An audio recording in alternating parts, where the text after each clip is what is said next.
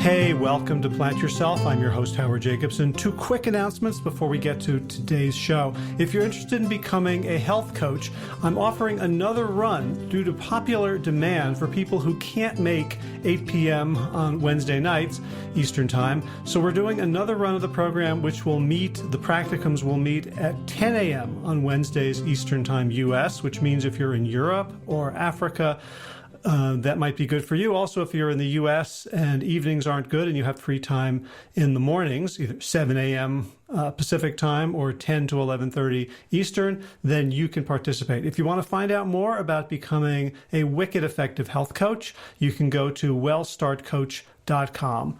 Second thing is, if you're not aware of it, Josh Lajani and I have a book that is free on Amazon Kindle. It's called Sick to Fit. And if you just go to Amazon and search for Sick to Fit, you'll be able to download it for free and read it on any Kindle-enabled device, even a phone, smartphone, tablet, computer, whatever. All right, let's get to today's episode. This is the Plant Yourself podcast. I'm Howard Jacobson of plantyourself.com, Sick to Fit, and Well Start Health.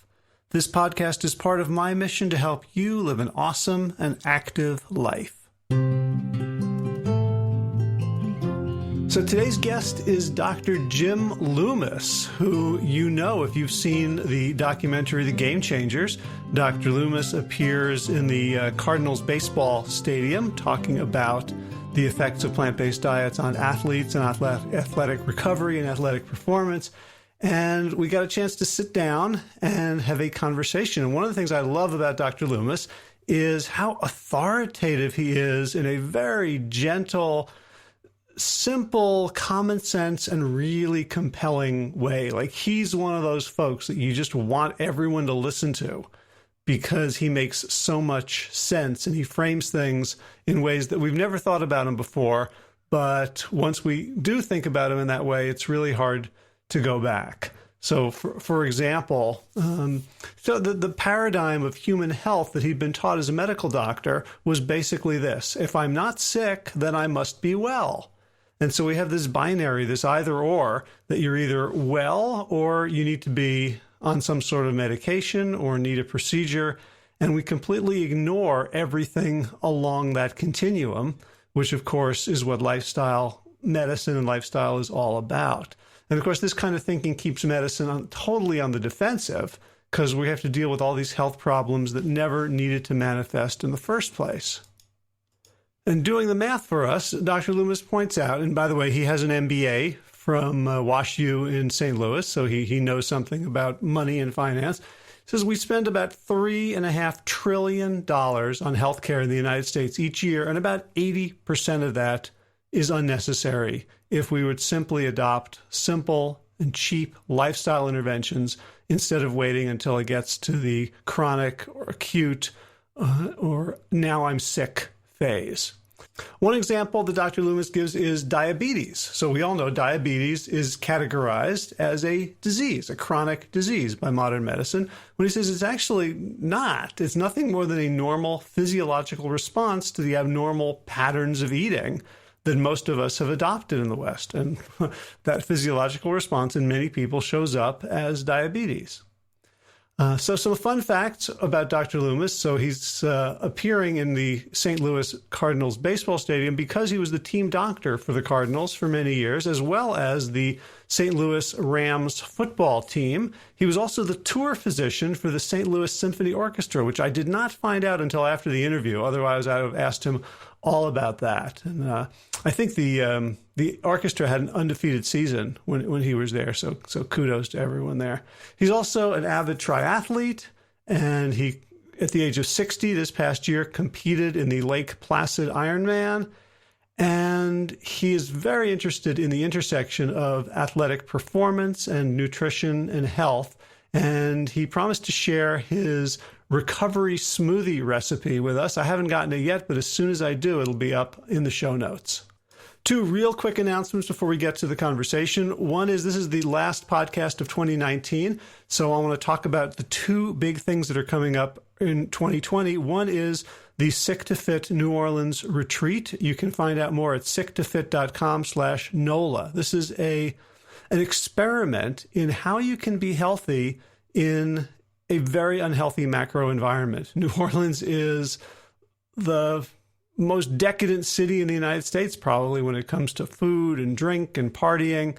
And Josh Lajani and I are going to show you how you can create a healthy micro environment around yourself, even when you're surrounded by unhealthy influences, so that you don't have to constantly white knuckle it. It'll be a fun trip. It'll be a group of us staying at a giant Airbnb home, and we're going to roll up our sleeves, get it done, have a great time. Find out more at sicktofit.com/NOLA, N-O-L-A. Also, if you are looking to make 2020 the year that you finally get in alignment with your goals, values, priorities, check out my laser coaching. It's a full year for far less than you would imagine. Unlimited 15-minute sessions to get you back on track and to get you sustainable so that you don't continually need me. You know, this is one and done. We're going to spend the year working on these behavioral muscles until the point where you can really go into any situation confident that you can live according to those values. Find out more at plantyourself.com/laser. And finally, if you're looking to make an end-of-year gift and you don't need anything I'm selling, but you appreciate the podcast and you appreciate that every single episode is free and that my newsletter is free, well, this is free for everyone and funded by those who can afford it. So if you'd like to make a monthly ongoing contribution over at patreon.com, just search for Plant Yourself. That would be much appreciated. It would take some of the burden off of me as I put this thing out into the world every year.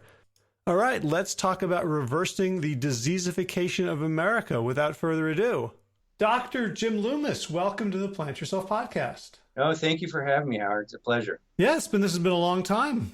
Yep, it has, but I'm glad we finally got together, and I'm really looking forward to chatting today. Yeah, so let's start by just you introducing yourself. I know people know you from the Game Changers, but they just get a little slice of you. What do you do, and where have you come from? So I'm currently the medical director at the Barnard Medical Center here in Washington, D.C. And we opened, actually, we're coming up on our 4-year anniversary. We opened in January of 2016. And we have a primary care clinic here we do practice kind of more traditional primary care in one sense, but every single patient who comes here gets to learn that there might be a different path to being well, and with a focus on plant-based nutrition. So we offer nutrition counseling. We have our own dietitians here. We offer free classes to all of our patients. We do weight loss programs. We have diabetes reversal program. And it's really been amazing. Now, before that, I was in St. Louis, Missouri for about 30 years. And, I went plant-based in 2011. We can talk more about that in a minute, but I went plant-based for some of my own personal health reasons, and like many patients, had tremendous results. And was trying to kind of practice lifestyle medicine and promote plant-based diets in St. Louis, but it was increasingly frustrating. I mean, St. Louis is a great place to get sick. Washington University, where I trained, amazing doctors, but there was not one clinical plant-based dietitian in town. I mean, no, it was very difficult to develop kind of the infrastructure around what I needed to help facilitate change. And it was becoming more and more frustrating, frankly. And when I heard Neil was opening the clinic here and on a whim almost, he was looking for a medical director, and I applied and within a few weeks had a whole new career. Wow. Yeah. Well, a few things there. One is, I think that would be a terrible city slogan for St. Louis, a great place to get sick. Yeah, right.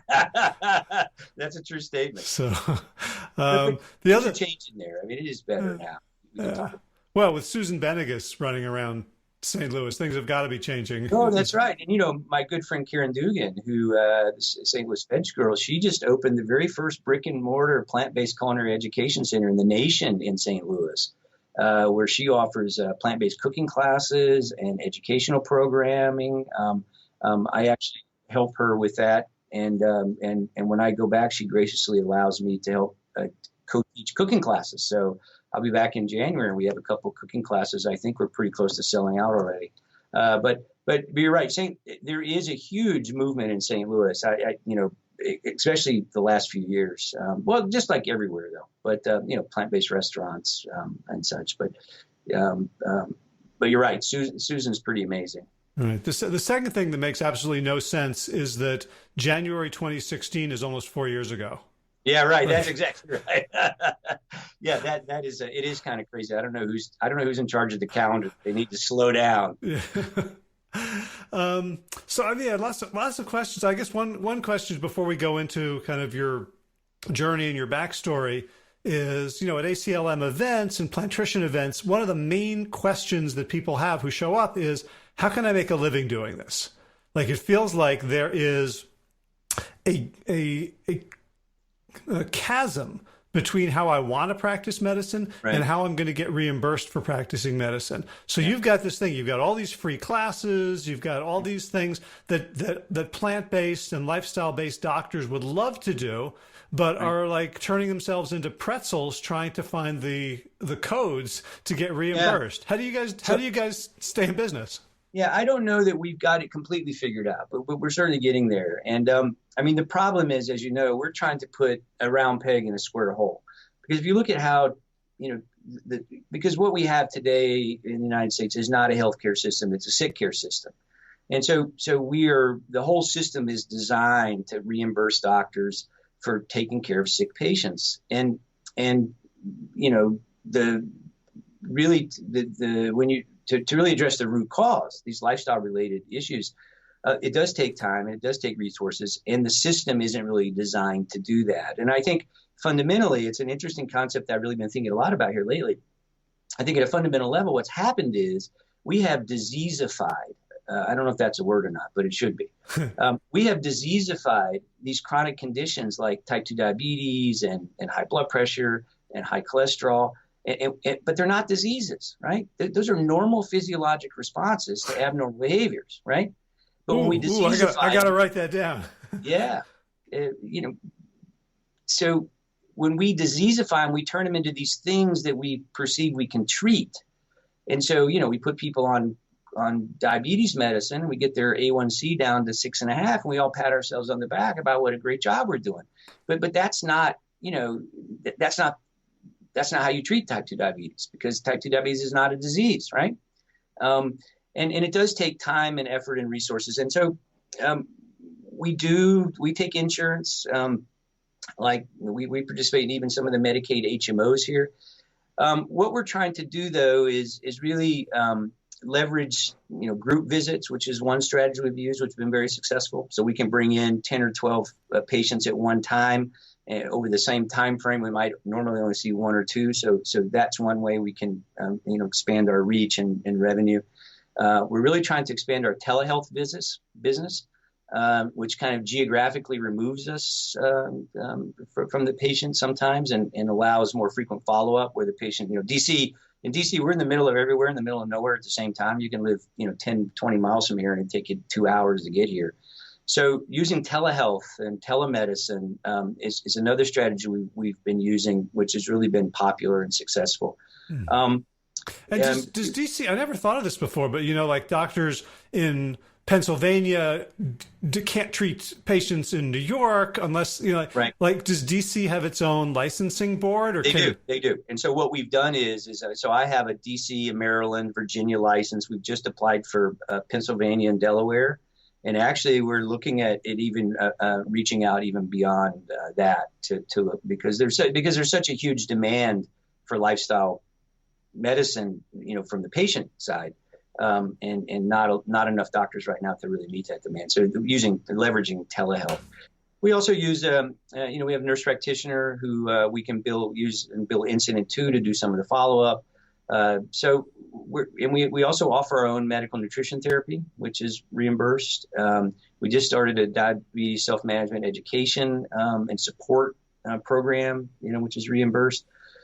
We also have some programs. We just finished a 12-week weight loss program, which was it wasn't patient care per se. It was open to the community, and we charge for that. So we're trying a lot of different strategies to try to make this work.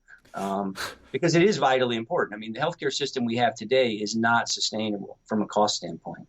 And we have to start thinking about the root cause, addressing these root causes. Right, but as you do that, aren't you, as a square peg in a round hole, aren't you putting yourselves out of business? So it's like all of a sudden, if Apple starts selling iPhones that can last for 10 years, and everyone dumps their Apple stock. Right. Well, Howard, when 2/3 of the U.S. population has type 2 diabetes or prediabetes, and 75% plus is obese and or overweight, we're not going to go out of business anytime soon. I guarantee it. There's enough work for decades really to really help people understand the importance of this. And you know what? And if I put myself out of business, I could retire. I mean, think about how many lives you would touch if you could design a system where where the only time you needed to go see the doctor was when you broke your arm or something like that. I mean, what an amazing world we would live in if we could divert these, $3.5 trillion we're going to spend on healthcare. CDC estimates 80% to spend on preventable diseases. Think about what we could do with that money,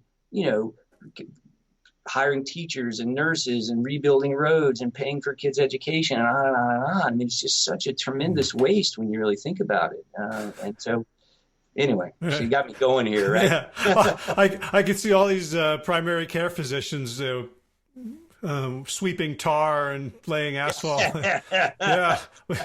Now we have to rebuild America's crumbling infrastructure. Right. So do the people who come to see you, do they know what they've gotten themselves into? Do they just think it's another medical practice, or do they realize that they're entering, the cult of health? So it's very interesting. So we kind of have several categories of patients. When we first opened, we had PCRM, who's the parent organization of the Barnard Medical Center. We're actually a not-for-profit. When we first opened, we had a lot of ethical vegans who came in who were very unhealthy, right? Mm-hmm. So they eat junk food vegans who had the same issues that everybody else, type 2 diabetes. But now we see patients kind of in three categories. We see patients who are already plant-based, and we're starting to see a few more of those actually. And, they come in and they're all healthy and their cholesterol is 150 and they're, not on any drugs, and we check their B12 and we pat ourselves on the back about how smart we are. Right. The next, probably that's a pretty small percentage. About 60% or so come in because they've sought us out. They've got type 2 diabetes. They've got high blood pressure. They're on cholesterol meds. They've got some autoimmune disease. They've watched Forks Over Knives. They've read, How Not to Die. They've read the China study, and they go see their primary care doctor, and the primary care doctor says, well, that, it's not really, those things can't be fixed with diet. Those people are quacks and on and on. And they come here for guidance. In fact, I just saw a lady yesterday who came up from Atlanta who had Crohn's disease, and was told that there's no relationship between diet and Crohn's disease. So and those patients are pretty easy really because we don't have to sell them anything. They're already bought in. So it's really about guiding them through the process of change. We see some of those patients on a kind of a consultative basis. Some of them transfer their care. But we do have about 45% of our patients who come who have no idea what we do. They enter the gates of the cult of health, as you said. But, those are probably some of the more fulfilling, the ones that are gratifying to me because, our whole healthcare system operates in this paradigm of illness, right? This idea, if I'm not sick, I must be well, right? Mm-hmm. So you have patients come in and I say, how you doing? And they say, well, I'm doing great. My blood pressure is great on this pill. My cholesterol is great on this pill. My sugars are great on this pill. And no one has ever presented them with an alternative reality about what it really means to be well, because absence of illness does not mean you're well. It just means you're not sick, right? And so if you think about it's also very time bound. That's exactly. That's like saying, the plane that's heading, that flew off, or the car that flew off the cliff is doing great because it hasn't hit the ground yet. Right. No, exactly. That's exactly right. So that's what I was going to say. So if you think about our healthcare system, just to digress for a minute, what ends up happening is, if this is well and this is dead, right? People come in, and it used to be in their 40s, but now we're seeing this in people in their 20s and 30s. They come in and their blood pressure's high, right? Their cholesterol's high. So in med school, what was I taught to do? Well, here's some pills, right? I might talk about lifestyle, but the whole conversation would be lose some weight, cut back on your salt, exercise more. But implicit in my message was, I know you can't do that, right? So I'm going to give you these pills. And the pills work great. And you come back in 6 months and now your cholesterol's high. So what do? We iterate it again, right? And then you come back and now your sugars are high. We iterate it again. Then you come back, we've just delayed your stent. Then you come back and you've got breast cancer, colon cancer, prostate cancer. And then you come back and you got Alzheimer's, and we've run out of things to do, so you get to go to the nursing home. That's what we call healthcare. So, we're adding years to our patients' lives, but we're taking away life from their years, right? We're just trying to make it to 80. But we allow them to accumulate the disability that comes from chronic disease and the cost and the side effects, and realizing it doesn't have to be that way. So I'm really curious about when you said, like, implicit in the advice, lose weight, reduce your salt, exercise more, is you're not going to do that. Where did that, as you went through your medical training, from med school to resident to all that, where did that become? Where did you learn that it's implicit that people aren't going to do it? Well, because first of all, I received absolutely no training about lifestyle medicine, right? The little bit of nutrition I had was really glorified biochemistry, and it was really learning about what happened when you didn't get these certain vitamins or macronutrients. So, if I didn't get enough, B12, I got pernicious anemia. If I didn't get enough vitamin C, I got scurvy. And if I didn't get enough protein, I got costochorus. I mean, I've never seen a case of scurvy or protein deficiency, right? We certainly didn't learn about how to counsel patients about lifestyle change. We didn't learn about the role exercise played. We didn't learn about stress management and sleep, right? And so it's because if you think about it, we all want to practice evidence-based medicine, but who creates the evidence? Well, it's the pharmaceutical companies. There's no big kale or big blueberry or big exercise that's funding these studies. And so that's what we learned. And because it takes time, and as you well know from your experiences, getting behavior change is very difficult. It's simple. The concepts are simple, but it's not easy because we're trying to unwind decades of learned behaviors around food and how we make choices and environmental triggers and on and on. And so the infrastructure wasn't there for the time. We never had the time to really sit down and counsel a patient. We didn't learn the skills. No one taught me about motivational interviewing and things like that. And the pills work, right? So that's what we were taught to do, because again, just like the healthcare system from a patient perception is in a paradigm of illness, that's the paradigm that physicians are taught to operate in, right? And so what's interesting about that construct, so what's the root cause of every single one of those diseases? Well, it's the same stuff, right? Food that goes in our mouth, how much we move, how we stress, sleep, environmental toxins, tobacco, and alcohol. When we address those things, then we add years to our patients' lives, and we sustain life in their years. So the curve looks like this, right? So instead of look like this, it looks like this. So as I think Kim Williams once said, we all got to die. You just don't want it to be your fault, right? You got to take the I out of die. But what's really interesting about that construct is, at age 50, I'm sliding down this slippery slope of illness, just like my patients, right? High cholesterol, sleep apnea, atrial fibrillation, borderline diabetes, asthma, allergies. And it's I know where that is headed, right down the road. And after seeing forks over knives personally and making some change, we can talk about it in a minute if you like. I'm back up here now, right? So when was the last time I was this healthy? So if you extrapolate, like 30, 35. So I just turned 60, and people ask me how old I am. I tell them I'm 30 with 30 years experience, right? but so what that means is that when we practice true lifestyle medicine, we give our patients and ourselves really the ability to decouple our chronologic age from our biologic age, right?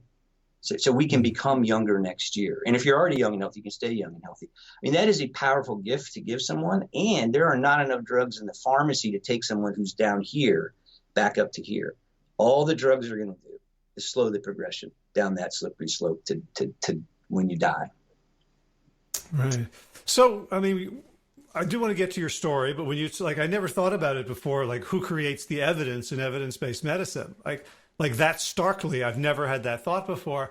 And the problem is there isn't the same level of evidence for the things that we know work. So what? No, that's yeah, but because it's difficult, right? I mean, the kind of the gold standard research is a double-blind, placebo-controlled, randomized trial, right? You can't do that in nutrition. Right? You can't take a bunch of babies and put half of them on a plant-based diet and blind it to meat and switch them back. I mean, it's not ethical, and you just can't do it. So in nutrition research, we have to rely on things like population study and epidemiology and associations, and then we have to think, does it make sense if you compare two groups of people and one eat a lot of plants and one eat a lot of meat, and the meat eaters get a lot of cancer? Does that make sense? Is there a mechanism physiologically that makes sense that why that should happen? And if you switch people from meat to plants, does the risk go down? And that's what we have to rely on. David Katz has written a lot about that. He has actually a book about it that explains that quite elegantly, I think. So if you look at the preponderance of the evidence around nutrition, plant-based nutrition is the only diet that I know of that's been clinically shown to improve health, really, really across the board. And speaking of the research, so Neil just wrote got picked up by the Washington Post, an article, a study about research funding by the egg industry and how it skews the evidence around cholesterol. And it's really an eye-opening report, to say the least. Right. All right. So let's go back to your story. I mean, as you were getting sicker and sicker, you were also kind of like a big shocked doctor. Yeah. So right. So, you had like, and I find this so fascinating when I especially talk to medical professionals. Yeah. Is like, how did the evidence overcome the entrenched ego, and because it's so rare? Right. Yeah. So I really had an amazing career. I've been really blessed. When I was first starting into practice in the mid 90s, I had the opportunity to take care of the St. Louis Rams and got lucky. I was there for the greatest show on turf years and was there for 2 Super Bowls with Kurt Warner. And so it's really amazing. And around that time, I also became the team doctor for the St. Louis Cardinals and Albert Pujols, and really amazing experiences. Got to go to a couple World Series and have a Super Bowl. So how did you get to be that doctor? I'm imagining those are pretty like gem positions. Like it's it's just being in the right place at the right time. Frankly, when I first went into practice, one of my partners had been the team doctor for the Phoenix, the St. Louis Cardinal football team that had moved to Phoenix. Okay. Become the Arizona Cardinals. So when the Rams came to town in '95, they were interviewing various doctor groups, and they ended up picking WashU as the orthopedic. That's what really drives it. I did the primary care. They didn't have an internist in their package, and so they reached out to my partner, Bernie Garfinkel, and said, "Hey, you're the only guy in town who has ever taken care of a professional football team. Do you want to do it?" Well, he was in his 70s and said, "Well, it's a lot of work. He's got to travel." And he said, "Well, I've got this young, energetic partner, and back then I was in pretty good shape, and I was doing some triathlons and such. And if we can split it up and do it, we'll do it." So he and I started taking care of the Rams, and we would alternate the away games and such, and alternate weeks at summer camp and such. And a couple of years later, so when we would travel on the road, we would always go to dinner the night before. We travel with football. We go on Saturday for the Sunday game, and we always got to dinner with the orthopedic staff and the training staff. So I got to know the orthopedists quite well. And in 1997, the Cardinals decided to change team doctors, and once again selected WashU. They didn't have a primary care doctor, and they said, "Well, we know that we got this guy who takes care of the Rams, seems to know what he's doing. Players like him." So I get a call one day, "Hey, you want to take care of the Cardinals?" So it was really just serendipitously, really. So that was before sports medicine was really a thing. Right? I had been interested in sports and nutrition, and it's interesting because, I thought I knew a lot about sports nutrition and nutrition in general. But in retrospect, what I thought I knew was completely wrong, right? Uh-huh. Because, Like what? well, so, I thought a healthy diet was low fat dairy and lean meat and not too much ice cream. And, if you ran a lot, you needed more pancakes and carbon pasta. And if you lifted a lot, you needed more chicken and steak, right? Kind of the standard kind of mythology around how we fuel ourselves with exercise. And I could get away with that myself as long as I exercised enough, right? And in fact, if you would have asked me, 8 or 9 years ago if I ate healthy, I would have said, sure, Howard, I don't eat that much ice cream, and I don't eat that many cheeseburgers, and I don't eat that many donuts and pizza. And that was all true. The disconnect was, Monday the nurses bring cookies in the office, and Tuesday there's donuts in the doctor's lounge, and Wednesday I go out for a cheeseburger and fries or some pizza, and Thursday it's someone's birthday, so I have a little cake and ice cream. And then Friday rolls around, I'm patting myself on the back because I didn't eat many cookies this week, right? So I'm moderating the trees and not seeing the forest, and I could kind of out-exercise that. But, life would get busy and I'd stop exercising, and then my pants would get tight and I'd cut back on the ice cream and exercise a little more. And so I was on this kind of yo-yo, this roller coaster ride that many of my patients were on as well. And in the fall of 2010, I had retired from the football and baseball by that time. And I tore my meniscus playing with my dog. And I had to wait about 3 months to get it fixed because I was really busy at work.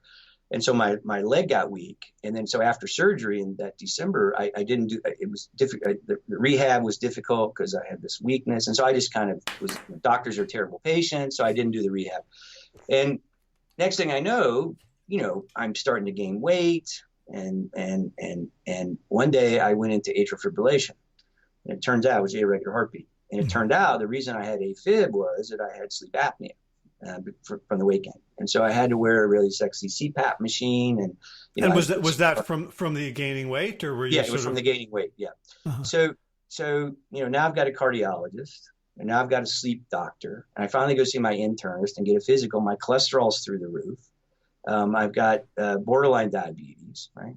And my internist wants to put me on a statin, and I'm thinking to myself, oh my God, like. Yeah. And so I know where this is headed, right? In another few years, I'm going to be on metformin for diabetes and on and on. And one day I was laying on the couch, literally flipping through Netflix and saw Forks Over Knives. I'd never heard of it. I knew what a vegan was, but to me, a vegan, was someone that ate granola and hugged trees and wore Birkenstocks and tie-dye. And again, in retrospect, I think we all have a lot of cognitive dissonance around where our food comes from and the ethics and compassion that we don't have oftentimes around our food. But that's not what drove me to go to a plant-based diet. Uh-huh. I came to the office the next day. I was on the faculty at WashU, went through some of the primary research, and literally that night said, you know what, I'm going to do this for 3 months, and I'm going to get my knee back in shape. So in July of 2011. So literally went plant-based cold turkey, right? Got rid of meat, dairy, tried to get rid of as much of the processed stuff, oils and stuff I could. And then started a rehab program on my knee, which I should have done, 6-8 months before. Uh-huh. In 3 months, I lost 40 pounds without any change in exercise. And my cholesterol dropped 100 points, and my sleep apnea went away, and my AFib went away, and my allergies went away, and my exercise-induced asthma went away. And I was able to start exercising again. And so that next year in 2012, I did 3 or 4 half marathons. 2013, I did a half Ironman. And at that point, I thought that was kind of the pinnacle of my. That was. Yeah. You know what? Can we put a pin in it, because I want to explore some of the old stuff before we keep going. So. Like, one thing that I'm thinking of is, like, so you're lying on the couch, your health is deteriorating. You are as well educated on health as anyone in America, essentially. Right? Like, yeah.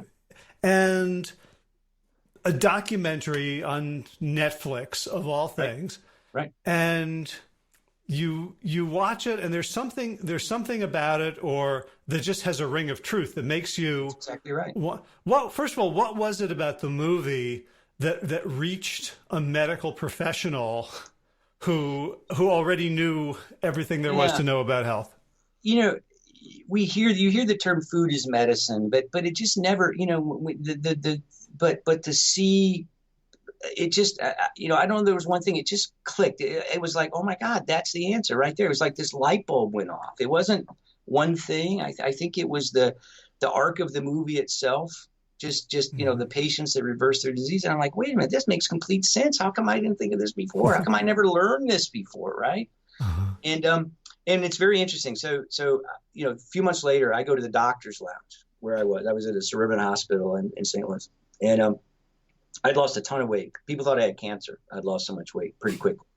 And I was sitting there, and one of my colleagues who I actually was a specialist who I referred patients to with metabolic diseases, he said, wow, you look great. You've lost a lot of weight. And I said, yeah, I saw this documentary, Forks Over Knives, and I went on a plant-based diet. And he said, well, that's not healthy. And that's just getting nutrition information from a documentary. That's crazy, right? And he says, and I had brought in some, lentil soup or something I'd made. And he says, well, I had those same, I have metabolic syndrome, prediabetes, and I find if I can exercise, it's fine, but I'm really busy and I don't exercise. And he's sitting there eating like a ham and cheese sandwich and a soda and some chips and a chocolate chip cookie. And I'm thinking to myself, well, you know what, unhealthy. 3 months ago, I'm sitting here and I still got I got the marks from my CPAP machine on, my face, and I get out of breath going up the stairs. That's not healthy, right? So it's crazy. I mean, I even in the medical community, I got a lot of people thought I'd lost my mind, right? So you said you watched the movie and then you went in and you started doing the research, looking at the primary research. Like I have a recurring dream that I'm finding a new room in my house. Yeah. Right. Like this, every few months I get it is so exciting. And I'm wondering, like, that's the image that I got is like, you're looking at the same things at PubMed, at Medline, at all that stuff. And all of a sudden, like, this stuff shows up as well documented as anything. Right. And then you realize, and someone asked me, did I get angry? And no, I didn't learn this. And I didn't. I think anger and resentment's not the right, it was empowerment and enlightenment is what I received, what I gained from this. But, the Seventh-day Adventist study has been published since the 1950s, right? So this stuff's been out there forever, but I never learned it. And again, the whole medical education system isn't designed to teach it. But boy, once you start to turn over the rocks, I mean, there's so much. I mean, it's irrefutable, the evidence now. And I think the other problem is, we all get caught up in a busy practice, and you don't have time to read the journals, and so you go get your CME at Grand Rounds or some conference, and it just perpetuates the treatment you already know. You go, you want to learn about how to take care of heart disease. What do you learn about? Statins and stents, right? You want to go learn about diabetes, you learn about insulin and drugs. I mean, because it's just self-perpetuating. So that's my ongoing education, just fed into what I already knew. Yeah, I haven't thought about this before, but I'm wondering, like, not to be a conspiracy theorist or an alarmist, but, like any system is designed to perpetuate itself. And the fact that doctors have so little time, right. I wonder if there's some bit of that is designed to keep you from thinking outside of the medical paradigm. So, people talk about that. You mentioned earlier too that, the doctors don't want to do this because they'll put themselves out of business. I don't know that it's that.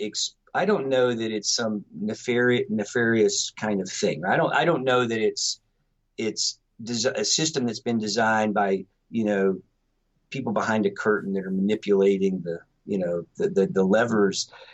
I just think but that being said, certainly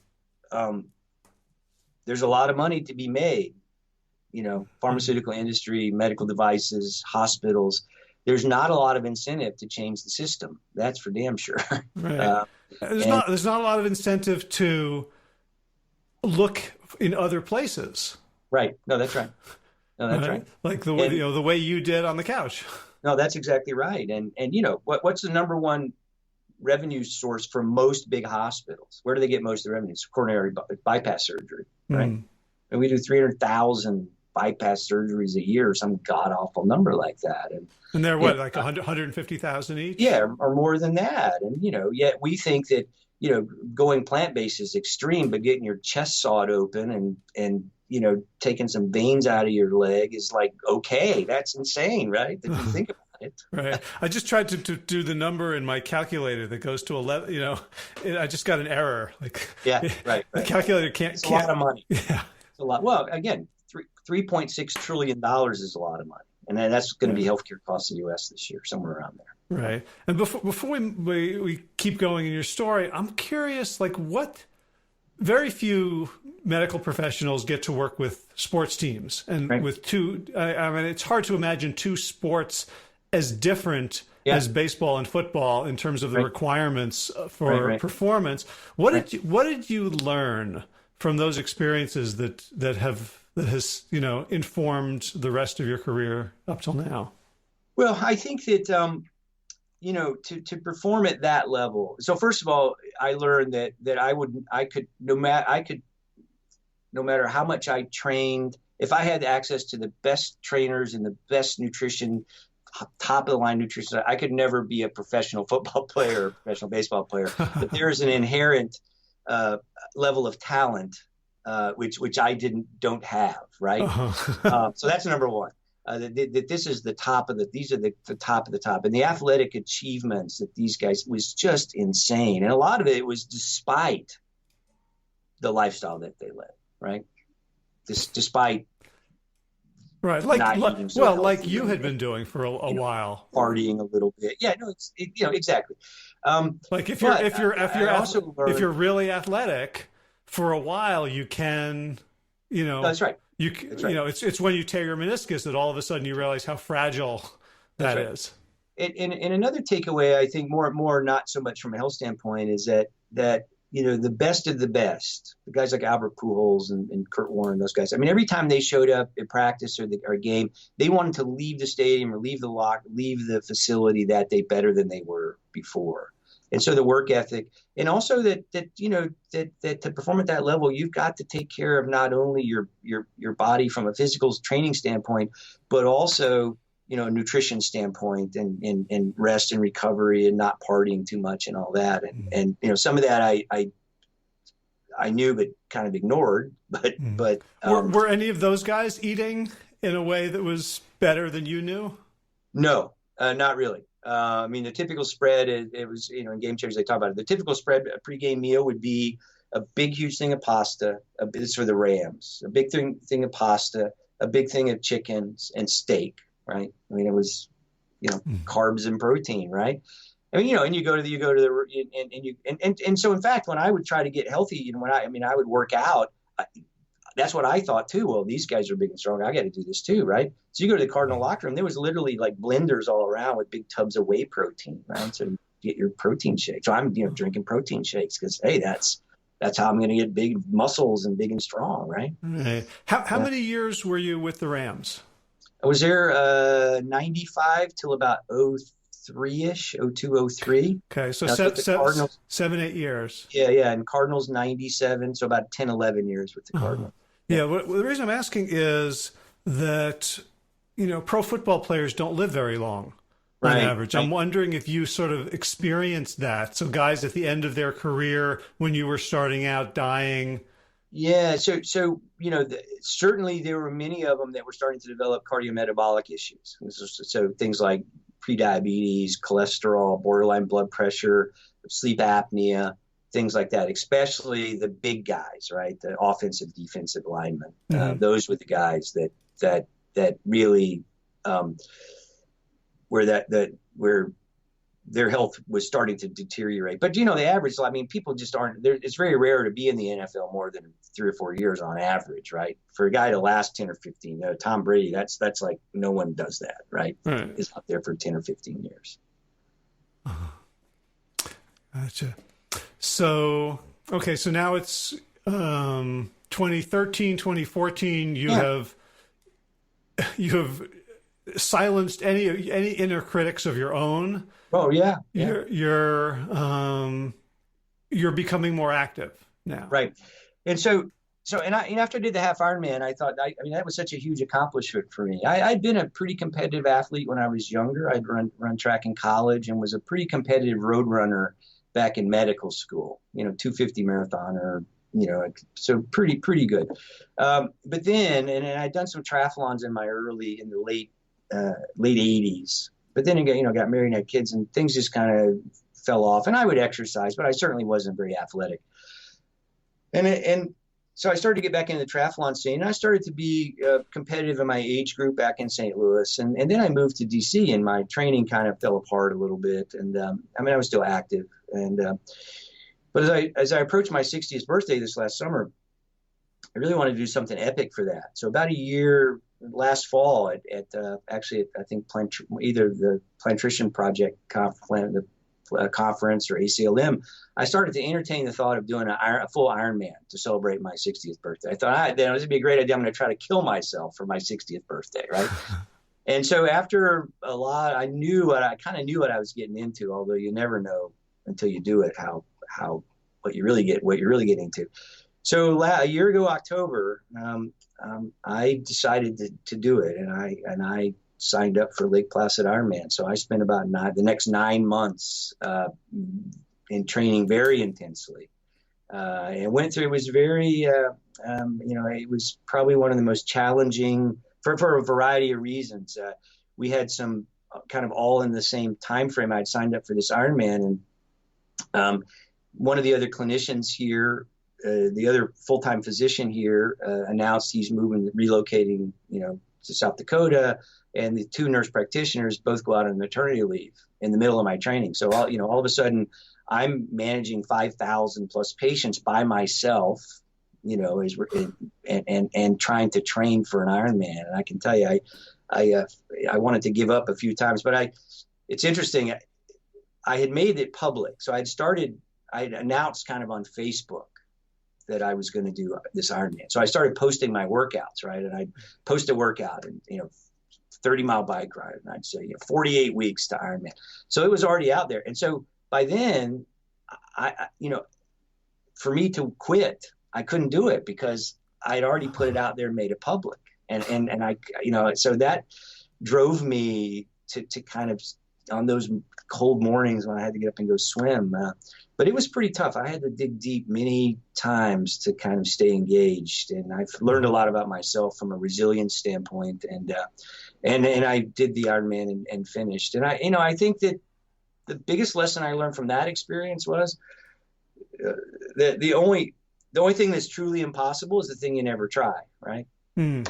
So it doesn't mean you're going to be successful, but if you don't engage and try, you're never going to be successful. And also the human body is capable of some pretty amazing things when you treat it right.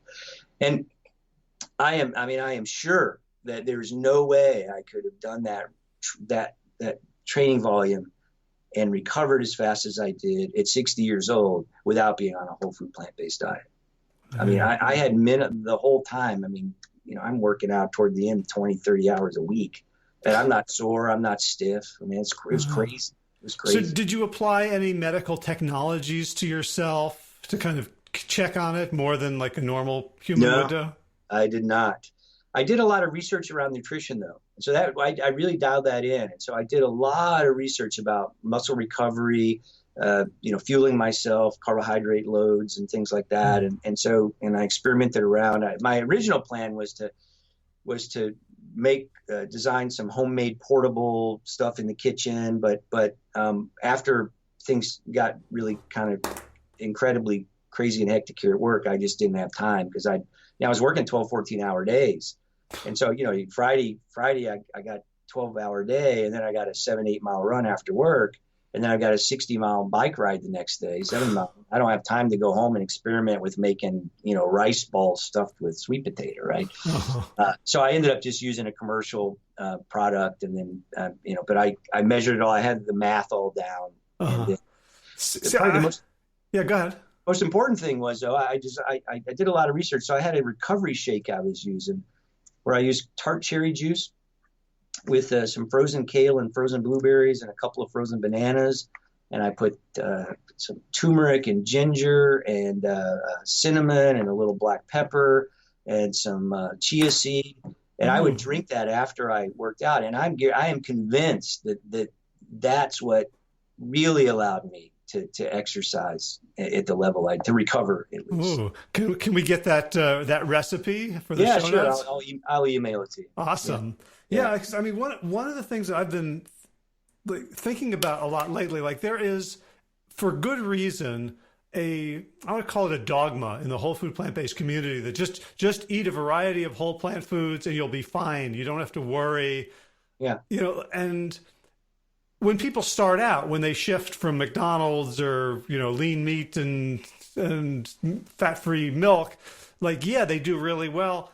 But I think I'm also experiencing, like, as a competitive athlete and as working with other competitive athletes, that there are higher levels, that it's not as simple as, hey, just eat a whole bunch of things, right? We can up our game the way you described. No, I think that's true. And I think too, especially today, is plant-based foods are more readily available. The other problem I think is, and there's a lot of debate around this in the plant-based community. Some of these plant-based foods, say like the Impossible Burger, for example, right?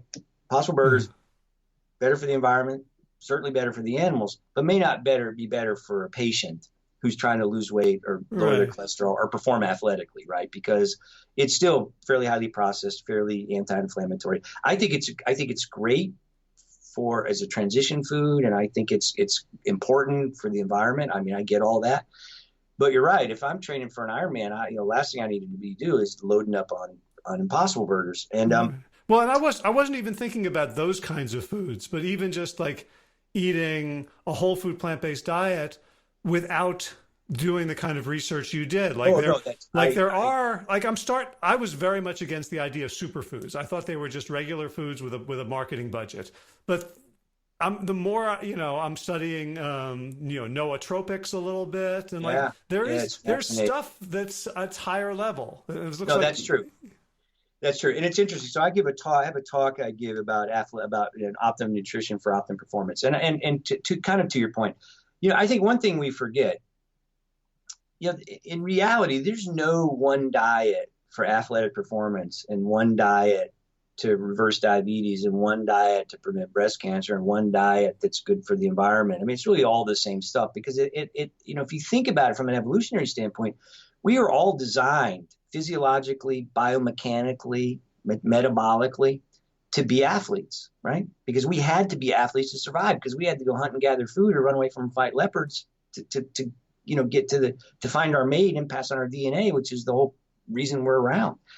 And so, and the other thing I think we forget, we all perform athletic activity, most of us, every single day, right? When you carry your groceries in from the car, right, you're being athletic.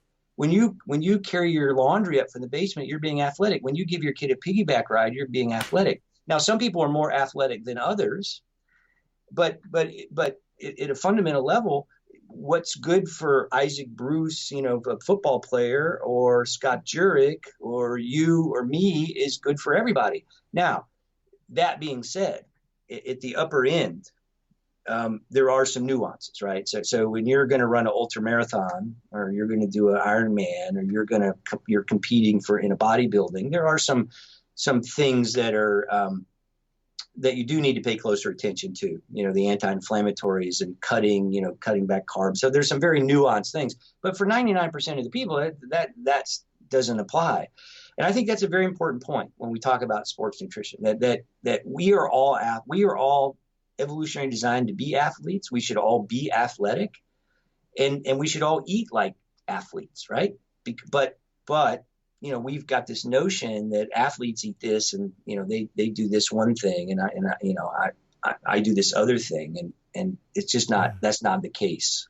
Right. It's so weird to think about it that a professional athlete has to be at the top of their game, but the rest of us don't. Whereas throughout most of human history, we had to be at the top of our game not to win Super Bowl rings, but to not get eaten. Or not starve. Or not starve. No, that's exactly right. That's exactly right. And it's, again, and again, if you think about what kind of foods as human beings, what kind of food are we designed to eat, right? Well, this idea that there's no such thing as a paleo diet, right? But there were certainly ancestral dietary patterns. And in temperate climates, I'm not talking about Inuits, subarctic, we were not hunter-gatherers. We were gather-hunters. But what we gathered was whole food, unprocessed plants, right? Roots and stems and leaves and seeds and fruits and nuts and vegetables. There was no white flower tree or canola oil bush or Dr. Pepper nut, right? I mean, these highly processed foods and food dyes and artificial sweeteners, we're not designed to put that stuff in our gas tank. We didn't have dairy because we hadn't domesticated other mammals, right? That didn't occur till 8,000 years ago.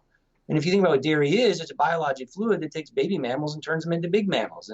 And each species evolved milk to meet that species' needs. So unless you're a baby cow, look in the mirror and see a baby cow looking back at you, we don't need to be drinking cow's milk, right?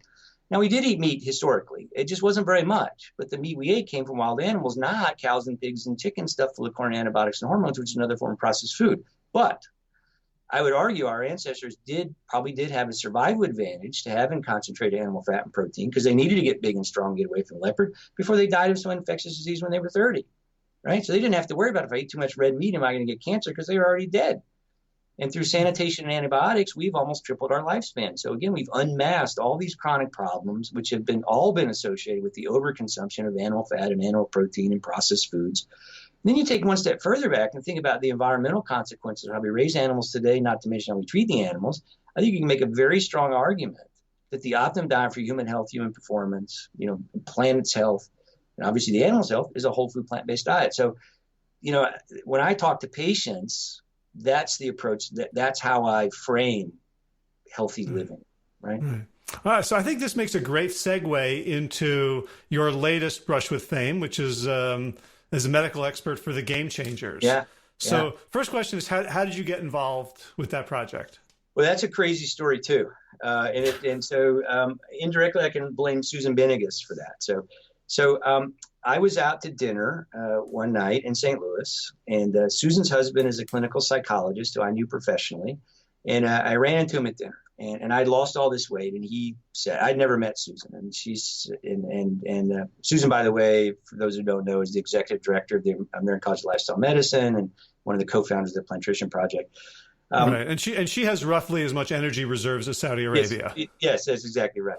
So her husband says, "Wow, you look great. You okay?" I said, "Yeah, I went on a plant-based diet." Well, Susan's eyes got this big and said, "Oh my God, I'm in that space. I'm planning this very first plant-based nutrition conference in Naples, Florida. This is like 2013, and I'd love for you to write." I told her the story, and I'd love for you to write a little blog post, right, for a press release to go out. So this press release goes out. It mentions Forks Over Knives.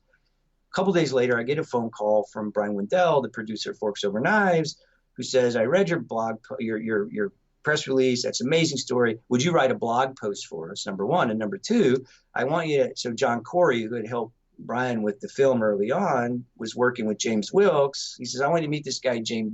I want to talk to John Corey and meet James Wilkes, who's working on this documentary on plant-based athletes." So that's how it all started. So I meet James, and so they started that project, 6-7 years ago. And the first iteration of it, James, I think, had bought a handheld camera off Craigslist or something like that. And they came out I was in St. Louis and came out, and they had a guy with a boom mic and a camera, and James just interviewed me in my office, and then the things started to attract a lot of interest, and they put the project on hold for about a year, I think. And that's when they brought on Joseph Pace, and they got Louis on board, the Academy Award-winning director, and James Cameron came on board as executive producer. And so by then I had moved to there. So it was kind of almost like a do-over, right? So I had moved to DC by then. So I called my friends at the Cardinals, and they graciously allowed us. They had just gone to spring training, so I came back to St. Louis, and they let us borrow Busch Stadium. I was going to say that didn't look like a green screen. Where I interviewed. No, that was in the stands at Busch Stadium, and what an amazing experience. Mm-hmm. So I assume you've seen the film. About 50 times. Actually, as a matter of fact, I was just in Saudi Arabia last week speaking at the very first plant-based as a lifestyle medicine conference in Saudi Arabia, and they actually showed Game Changers subtitled in Arabic. Wow! So it's worldwide. Yeah. So I just this week I had James on the podcast, yeah, and we were talking about his turn on the Joe Rogan podcast debating. Yeah. So what, from your perspective, what does and doesn't the Game Changers prove? I think the Game Changers has 3 fairly simple messages, and I think they're stated in an elegant way. And I think a lot of the pushback, I think, comes from people who didn't see the movie, frankly, or weren't paying attention. Because all the movie said was, you don't need to eat meat to be big and strong and fast and run a long ways. You can do that on plants. And if you don't eat meat, you will be healthier and the planet will be healthier. That's all it said. It didn't say you can't perform if you eat animals, or you have to eat plants to survive, or whatever. That wasn't the message. The message was, you don't have to eat animal products to perform. And here's a lot of different athletes from all different disciplines, strength and endurance, who are obviously performing. Here's the science to support that. And again, if you don't eat meat, you'll be healthier. Here's the science to support that, and the planet will be healthier. Here's the science to support that. So that's all it said. And I think a lot of this pushback and stuff is just nonsense, frankly, because it is a simple message, and it's all true. I mean, I think it was senator from New York, Daniel Patrick Moynihan, once said, to paraphrase, we can all have our own opinions, but we can't have our own facts, right? The good old days. Well, yeah, we live in an alternative world of facts these days, but the facts are the facts, and the facts are, right, that you can perform at a very high level not eating meat. And frankly, what's interesting is I've had the pleasure to really get to know and become friends with many of those athletes, and many more that aren't in the film. And it's the recovery, I think, is what everyone talks about. It's pretty amazing. And at the LA premiere, I had the opportunity to speak with Chris Paul, the NBA player, perennial all-star. He said something very interesting to me, which really blew me away. He's only fairly recently gone plant-based, and he's like 35 and has had some issues with injuries in the last few years. But he said when he went plant-based, he didn't want to tell anybody, right? Now, a few years ago, you didn't tell anybody because they would have made fun of you, right? He didn't want to tell anybody because he felt like it gave him such a competitive advantage. He didn't want to give away the secret. It's like he found the magic elixir, right? That's an astounding statement if you think about it, right? So, right. Yeah. So given that, and given the game, so like how do you see, like, what has the effect of the Game Changers been? First of all, on you personally. I don't know if you get recognized, but I do. But so, let's start with that. That's fun. Yeah. So it's not that. So I don't get So some people said you look familiar, but what's happened? Like I was at the American College of Lifestyle Medicine conference in Orlando, and Uber driver says, oh, what are you here for? I'm going to this conference, and it's about plant-based diets, and I'm and lifestyle medicine. He says, oh, have you seen that documentary, The Game Changers? And but it's pretty amazing. So I belong to a number of Facebook groups, marathon Facebook groups, and ultra runner Facebook groups, and Ironman Facebook groups, and they're not plant-based groups. Right. There's literally hundreds, thousands of people, and they have been filled up the last couple months with people saying, I've just gone plant-based. I've just gone plant-based, and I saw Game Changers. I want to go plant-based. Is anyone else in the group plant-based? Can you give me some guidance? And that, it's amazing. I think Google search, right? So since October 16th, when it went on to, I think October, it went on to Netflix. Google searches for plant-based diets have gone up about 300%, right? So it's having a profound effect. I think much greater than anyone could have ever imagined. Yeah. So do you think that now that Chris Paul has come out with his plant-based diet, that it's going to, because athletes, like any sort of athletic community, all they want is the slight edge. Like if you're a bicycle racer, if there's a nut that costs $700 that can save you 2 seconds over a 120-mile bike ride, people will pay it if they can. No, that's right. That's right. I think that's true. And so, but it's not only just the other athletes; it's all the millions of fans who follow Chris Paul, because sports, we want to emulate our heroes. We buy their jerseys, we buy their hats. We wear the numbers. We idolize them. and so we all want to be like them, right? And so I think that's one reason the Game Changers is so powerful, because it's reaching a broad audience of people who may not have been as receptive to the message because of these preconceived notions around bro science and all that. And so that, again, I think James and Joseph and Louis did such an amazing job with the arc of the story to make it entertaining, to make it scientific, to make it educational. And, it's really a compelling movie, if you will. Right. So one thing before this was like 2.5 years ago, I think, well before the movie came out or was on anyone else's radar besides those of us in the know. Yeah. I had a conversation with a couple of guys from the Chicago Bulls organization.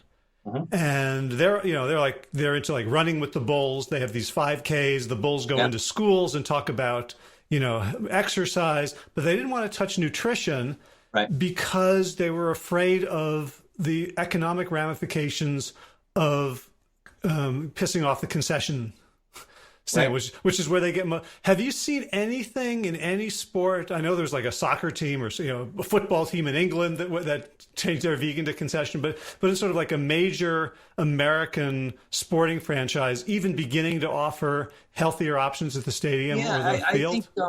I think I think that if I recall, so the Pittsburgh Pirates, I think, have done some stuff around that. So it is starting to change. Certainly, just getting plant-based options in the concession stands, right?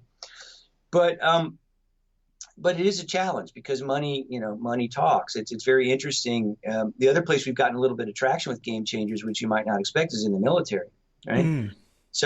So I'm on the faculty at the Uniformed Services University for Health Sciences here in Bethesda, Maryland, which is the military medical school. And as we tried to engage them around health and healthcare costs, we have no interest whatsoever. But when we flip the dialogue to performance and readiness, that started to perk up some ears, right? But the problem is, though, the food service industry and military bases, that's all contracted out. It's billions of dollars, really. And, it's a lot cheaper to serve pizza and frozen chicken nuggets than it is to serve fresh. Right. Although I bet they don't skimp on jet fuel. No, right, exactly. So we have started to get some traction. We had a screening at USIS, we had a screening at the Defense Health Agency, we're working on a screening at the Pentagon. So we are starting to get some traction. But it's the concession money, though, the money and the food services, which is really holding some of that back. But I think people are starting to understand at a fundamental level how important this is. Right. And I'm wondering if some of the athletes are going to start to see, maybe they're not all going to have like car dealerships when they retire. Maybe like I know Tom Brady did a deal with Purple Carrot to have TB12. That, if Chris Paul ties his success and his resilience to a plant-based diet, maybe he'll come out with a burger. I think that's exactly right. And not only that, the entertainment industry, I had the opportunity to spent some time with Marco Borges recently, who is the one who brought Jay-Z and Beyonce over to the plant-based way of eating. And they've had a tremendous impact amongst their followers and helping people understand and transition to vegan diet. So it's not just the athletes. It's also in the entertainment industry, etc. Right. And the last thing I want to ask you about is, so when I first saw the Game Changers, the theme was different. It was like a sociological examination of meat and masculinity. Right. And so when I finally saw a finished version, there were all these women. What do you see as women's sports in many ways is just exploding onto consciousness from the women's soccer, Megan Rapinoe, to gymnastics, to some what's your take on how women in sports can help further the plant-based message in a way maybe that men we're going to find it harder to? Well, if you look at across society, I mean, most, who are the healthcare decision makers? It's not the men, right? It's the women. This happens all the time. Patient, what brings you in? And my wife told me to come, right? They also make the food decisions.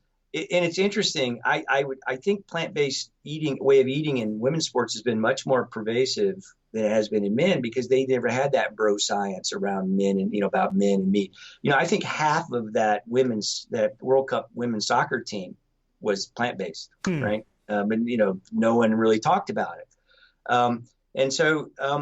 But again, I think it's the same thing. Young women look up to these women athletes as role models. And so when they see them performing at a high level, eating a plant-based diet, they want to emulate that. And so I think that it's really parallels what's happening to some degree in men's sports. Although I think it's probably a little bit easier for women, I think, to come on board, because there hasn't been this kind of bro science around men and meat and testosterone and all that was outlined and at least partly addressed in the movie. Right. Any headway among the Nationals or the Redskins or the Capitals? No, not really. Not directly, but we have some plan. There's some plan. I know that James has there's some plans to really start to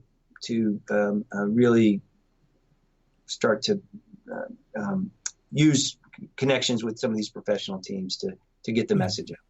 Gotcha. All right. So what's on your horizon? What are you looking forward to in 2020?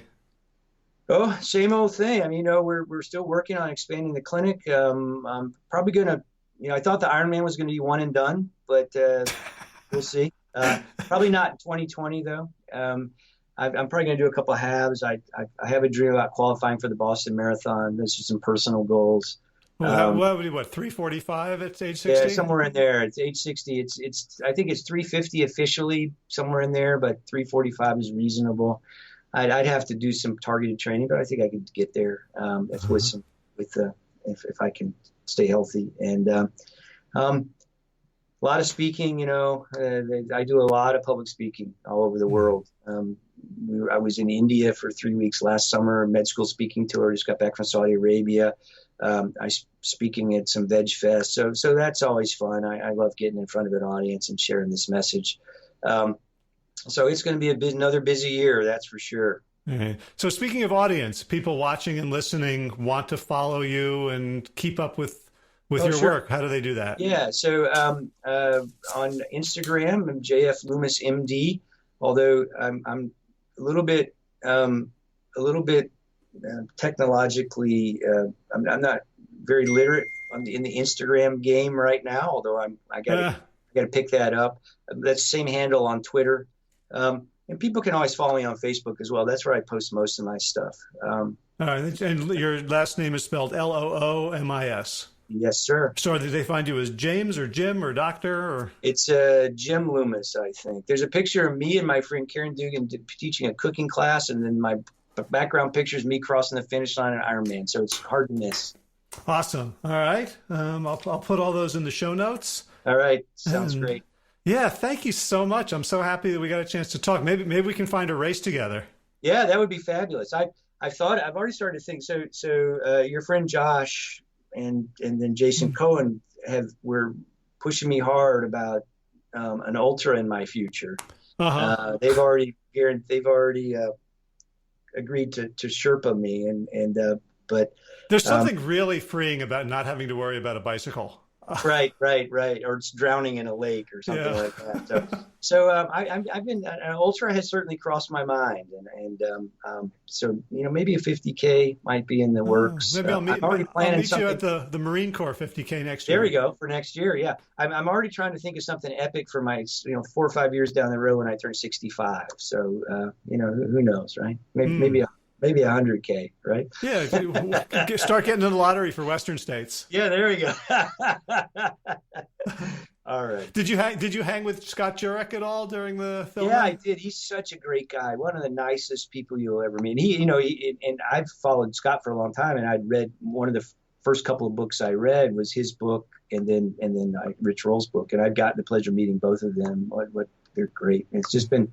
So I have to pinch myself sometimes because this is such an amazing community, and getting to know these people that I've always looked up to has been great. So, yeah, now you're younger than them. Yeah, that's exactly right. Right, in 5 years you'll be 25. Yeah, there you go. You got it. All right, Jim, thank you so much for all you do for the passionate and articulate way that you represent the truth and the movement, and for taking the time today. Oh, thank you for having me, Howard. And we'll stay in touch. Awesome. All right. Be well. All right. What'd you think? Is this man an authority figure in the plant-based world? Should more people be listening to him? I think so. So if you can help spread the message, share this podcast widely, I would certainly appreciate it. Jim would appreciate it. Lots of people would appreciate hearing his wisdom. And of course, get everyone you know to watch the Game Changers. Another way, of course, to support the mission of the show is to leave a review on Apple Podcasts or Stitcher or Spotify or wherever you get your podcasts. I would love another couple of reviews in the next few days, partly because there's this really weird review up on the site right now. I have a little plug-in on the website that shows the most recent reviews, and one of them calls me a Giga Chad, which I think is some sort of weird internet meme thing that I'm not entirely comfortable with. There is one review by WFPB Cyclist about the interview with Dr. Mills that I did last week. It says, just listen to the interview. So thoughtful and worthwhile. Thank you for this challenging interview. This is how we learn so much. Appreciate it. Also, Vegetalien from Australia says, I'm always raving about this podcast. I should have done a review ages ago because this is truly one of my favorite finds of the past couple of years. I only wish I discovered it sooner. The content is essential listening for anyone who cares about holistic health from a rigorous scientific perspective, combined with wisdom about the human psyche and a recognition of all that we have yet to learn. Oh, I love that sentence so much. I kind of want to get a tattoo. The content is excellent. I always learn something and take pleasure in the way Howard hosts the podcast. You can tell so quickly that he is not only razor sharp and extremely well informed, oh goodness, my ears are turning red, but is also a wise being and all-around good person. We need more of this in the world. P.S. I'm a Brit who lives in Australia, and it's still spot on in its relevance and appeal, even though it's from the U.S. I recommend it universally and wholeheartedly, and I am a supporter on Patreon because I get so much value from it.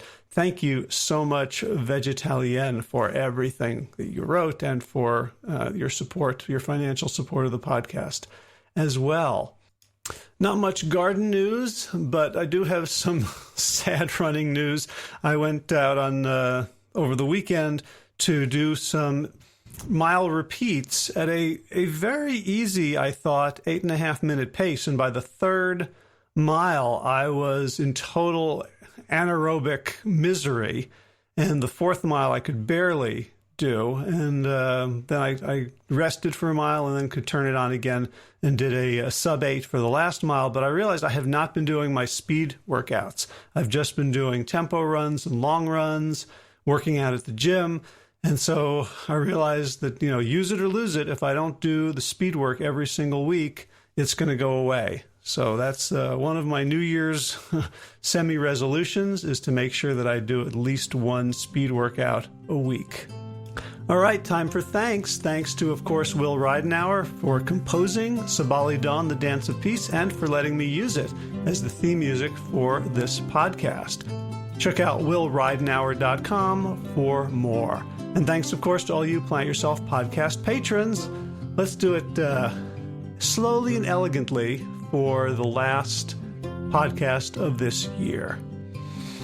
Kim Harrison, Lynn McClellan, Anthony Disson, Brittany Porter, Dominic Marrow, Barbara Whitney, Tammy Black, Amy Good, Amanda Hatherley, Mary Jane Wheeler, Ellen Kennelly, Melissa Cobb, Rachel Behrens, Christine Nielsen, Tina Scharf, Tina Ahern, Jen Volkanovsky, David Bizek, Mysterious, Michelle X, Elsbeth Feldman, Victoria Dolomanova, Leah Stoller, Alan Christensen, Colleen Peck, Michelle Landry, Josina, Julianne Rowland, Stu Dolnick, Sarah Durkis, rhymes with circus, Kelly Cameron, Wayne Pedersen, Leanne Peterson, Janet Selby, Care Adams, Tom Franzek, Jeanette Benham Gillis, Sarah David Donahue, Blair Seibert, Dorona Vizov, Gio and Carolyn Argentati, Jody Friesner, Ruth Ann Vanderberg, Misha Rosen, Michael Warbeck, the equally mysterious Tracy Z, Alicia Lemus, Rebecca Hughes, Val Linneman, rhymes with cinnamon, Nick Harper, Stephanie Holmes, Martha Bergner, Nicole Ramsey, Susan Ahmad, Molly Levine, the inscrutable Harry R., Susan Laverty, the Panda Vegan, Craig Kovic, Adam Scharf, Karen Burry, Heather Morgan, Ashley Corcoran, Kelly Machia, Deanne Norton, Bonnie Lynch of Plant Happy Oregon, Sabina Kurtzels, Nigel Davies, Marion Blum, Teresa Kopel, Shel Rutledge, Julian Watkins, Breed O'Connell,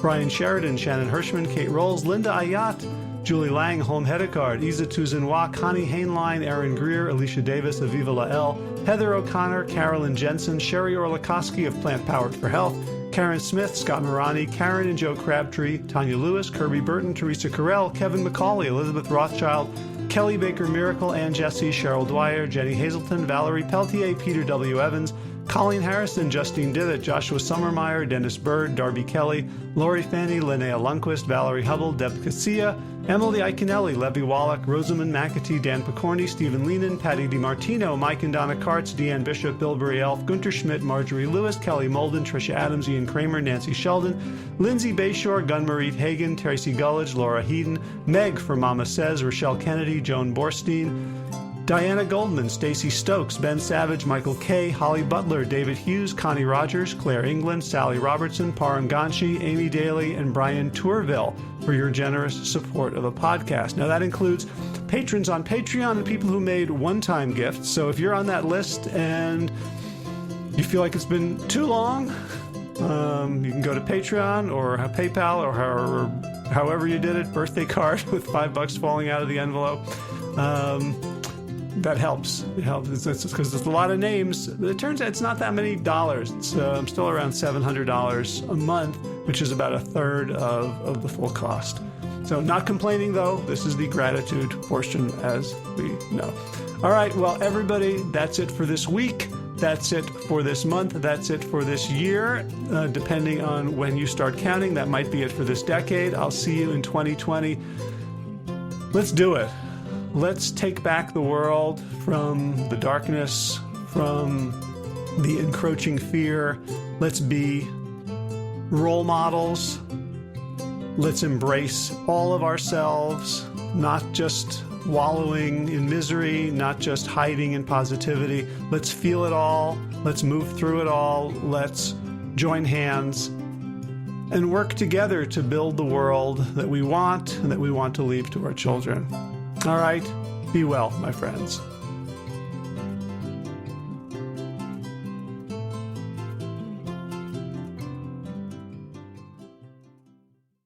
So if you appreciate the Plant Yourself podcast and would like to help support the mission of the show, there's a few easy ways to do it. One is to just go to wherever you get your podcasts and leave a review. Let other people know about it. Give us some stars. Give us some love.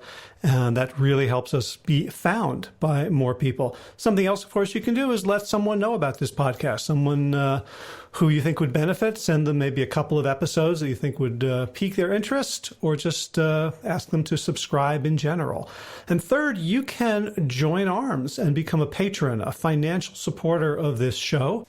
You may have noticed that there's no advertising in the show, and it's free for everyone, and it's supported, paid for by those who can afford it. So if you would like to make a one-time contribution or an ongoing monthly pledge, you can do so at plantyourself.com/gift. All right, time for thanks. Thanks to Will Ridenauer for allowing me to use his beautiful song Sabali Dawn, the Dance of Peace. You can find more of Will's music at his website, willridenauer.com. And of course, thanks to all of you Plant Yourself podcast patrons.